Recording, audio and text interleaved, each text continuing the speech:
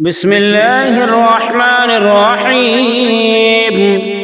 يسبح لله ما في السماوات وما في الأرض له الملك وله الحمد وهو على كل شيء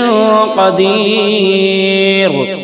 هو الذي خلقكم فمنكم كافر ومنكم مؤمن والله بما تعملون بصير خلق السماوات والأرض بالحق وصوركم فأحسن صوركم وإليه المصير يعلم ما في السماوات والأرض ويعلم ما تسرون وما تعلنون والله عليم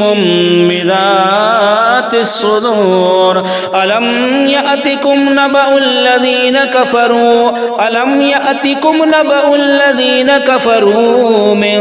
قبل فذاقوا وبال أمرهم ولهم عذاب أليم ذلك بأنه كانت تأتيهم رسلهم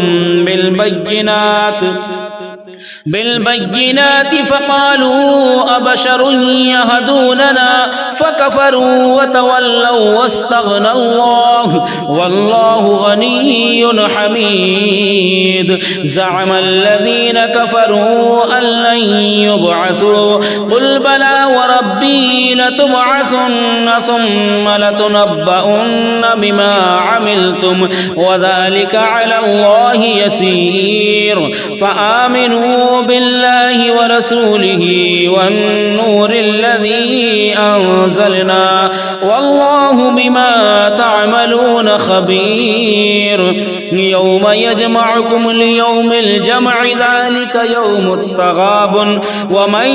يؤمن بالله ويعمل صالحا يكفر عنه سيئاته ويدخله جنات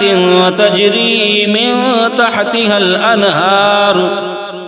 من تحتها الأنهار خالدين فيها أبدا ذلك الفوز العظيم والذين كفروا وكذبوا بآياتنا أولئك أصحاب النار خالدين فيها وبئس المصير ما أصاب من مصيبة إلا بإذن الله ومن يؤمن بالله يهد قلبه والله بكل شيء عليم وأطيعوا الله وأطيعوا الرسول فإن توليتم فإنما على رسولنا البلاغ المبين الله لا إله إلا هو وعلى الله فليتوكل المؤمنون يا أيها الذين آمنوا إن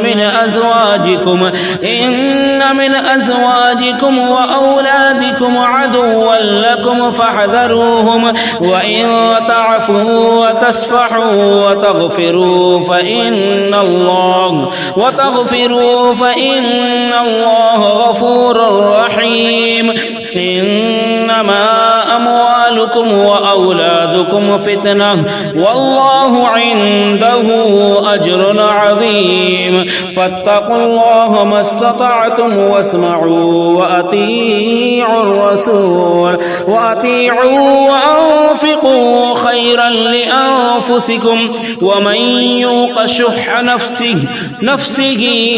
فأولئك هم المفلحون إن تقرضوا الله قرضا حسنا يضاعفه لكم ويغفر لكم والله شكور حليم عالم الغيب والشهادة العزيز الحكيم صدق الله العظيم.